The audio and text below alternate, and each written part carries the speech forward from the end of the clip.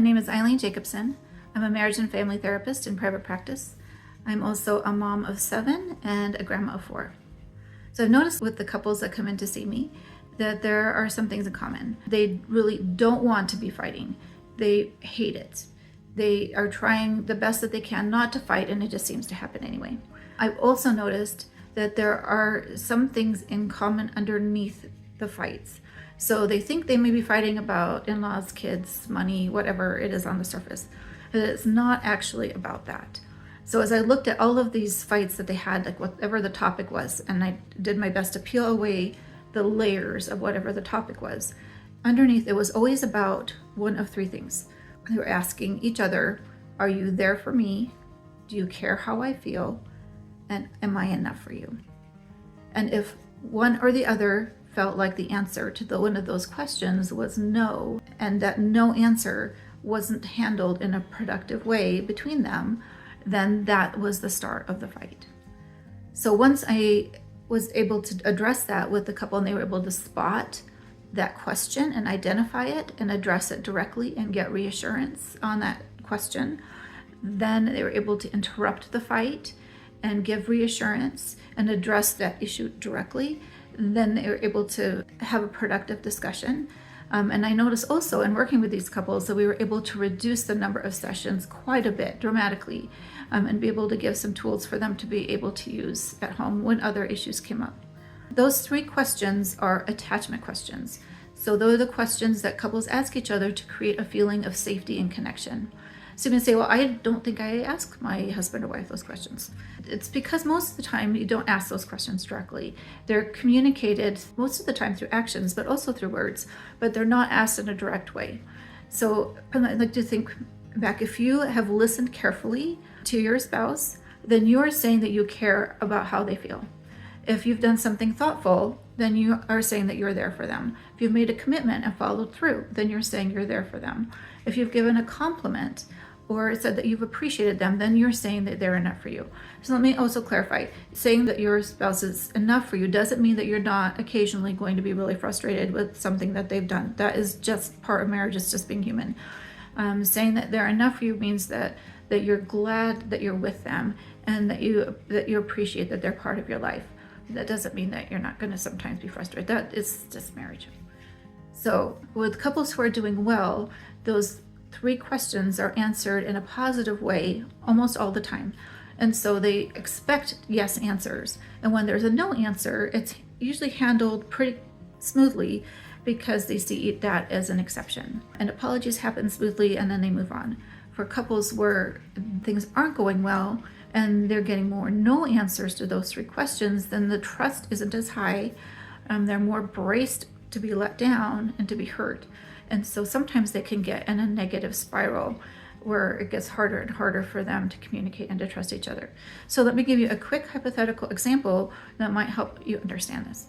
So I'd like you to imagine that Tom and Sarah are doing well together, and they have a toddler that's very fussy about dinner time, and so they always make dinner together. And one day, right before dinner time, Tom has a migraine headache, and he hasn't said anything to Sarah about it. He thinks he's just going to sit down for a minute in front of the TV to rest his eyes before dinner time, and he falls asleep. And Sarah doesn't know this. She's in the kitchen with the toddler, and she starts dinner, expecting Tom to show up like he always does, and he doesn't show up. So there's a question that he usually answers yes to, is, are you there for me, and do you care how I feel? So he answers that in a yes way by showing up for Sarah to help make dinner with her while she's got a toddler clinging to her ankles. So she gets that reassurance every day because he's there with her making dinner at this difficult time. Now she's making dinner by herself and he's not there. So now she's got a no answer to those 2 questions. But because things are going well for them, she's going to see this as an exception. Like, well, this is weird. What's going on? So she's going to go downstairs and say, hey, are you okay? And then Tom has a chance to say, oh, I just feel terrible. My head's killing me. And then now he can apologize. I'm so sorry. I didn't mean to fall asleep. And how about sandwiches? Let's just do sandwiches. Let's order a pizza. So now they can problem solve around that. So now she has her explanation that he didn't mean to let her down. He wants to be there for her. He can apologize. She can accept the apologies. They probably, neither of them would even notice that there was a repair made there for that no answer that he gave her, because it just went so smoothly. And let's say that Tom and Sarah are not having such a good time, that they're going through a rough patch in their relationship. And now Sarah starts to make dinner with this crying toddler around her, clinging to her legs, and Tom doesn't show up. So instead of seeing this as an exception, because there have been more no answers that either he's been giving her or she's felt from him, then now she's going to see this as a pattern. So she's going to feel like, look, it's happening again. I'm on my own again. Why is he never there for me? I just have to do this by myself. This is terrible. What's happening to our relationship? I can't count on him. And so then now this hurt and fear is starting to escalate inside of her. And so by the time dinner's on the table, Sarah is heartbroken and upset, because it's not about dinner, it's about being abandoned and not being cared for. And so when Tom realizes what happened and shows up at the dinner table, now also because things haven't been going well, he is braced to be criticized, because he knows that she's going to feel like he let her down. So he is ready to defend himself. So he wants to know that he's good enough for her as a husband, but he is braced to hear that, no, I'm not good enough. She's mad at me. So he wants to know that he's good enough, and he's expecting to hear a no. And she wants to know that he's there for her and he cares how she feels, and she already is braced to hear a no. And so really quickly that situation is going to get out of hand, with her angry that he wasn't there, that he left her by herself, and then him defending himself, that no, he just had a headache, why can't she give him a break, and why can't she consider him too, likely to result in like a really bad situation for both of them. If you asked Tom and Sarah, well, what was this fight about? They would both say, well, it's about dinner. No, it was not about dinner. It was about these 3 questions underneath. So in the second situation, what could Sarah have done? Well, Sarah, if she had understood that it wasn't about dinner, could have said, oh, I'm really feeling abandoned and alone, and I feel like Tom doesn't care about me, doesn't care about how I feel, isn't there for me. I could have gone downstairs. I'm feeling really alone. Woken him up. I'm feeling really alone. I'm really feeling like you don't care about me right now. I'm feeling like you're not there for me. And that would have given Tom a chance to apologize and to reassure her, I am there for you. I do want to be there for you, and I do care how you feel. I just feel really rotten. Also, on Tom's side, one thing he could have done is, before he sat down, knowing that they're working on this relationship, he could have said, Sarah, I really want to be there for you at dinner time. I know this is really rough. I don't feel like I can be there the same way for you right now, but I want to be. Is there some other thing that we could do?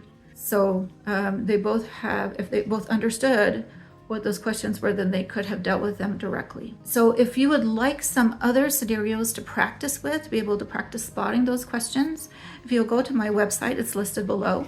I have some free resources, some different scenarios like this one, because it takes a little bit to practice, like to spot those, because we don't ask each other those questions directly. So there's some different scenarios that I'll go through with you instead to help you practice spotting those questions, because if you can spot those, then I think that will help you in your relationship, be able to strengthen it if things are going well. And if things are a little rocky, I think that will really help you to know where those are. Also, there's a relationship evaluation. It's like a quiz. And if some of those spots in your evaluation aren't as strong as you'd like them to be, please don't be discouraged. What the evaluation is meant to is to identify both areas of strength and areas to work on. And then once you have those questions identified and you know how you can provide reassurance to your spouse, then go back, take the evaluation again, see where things have improved, and then keep working, and then go take it again and see again where it's improved. So it's meant to be encouraging, just as a way to monitor your progress. So there are some also other things there on the website that you can look at. So if you like this video, please give it a like, and also I'd love to see you at my website.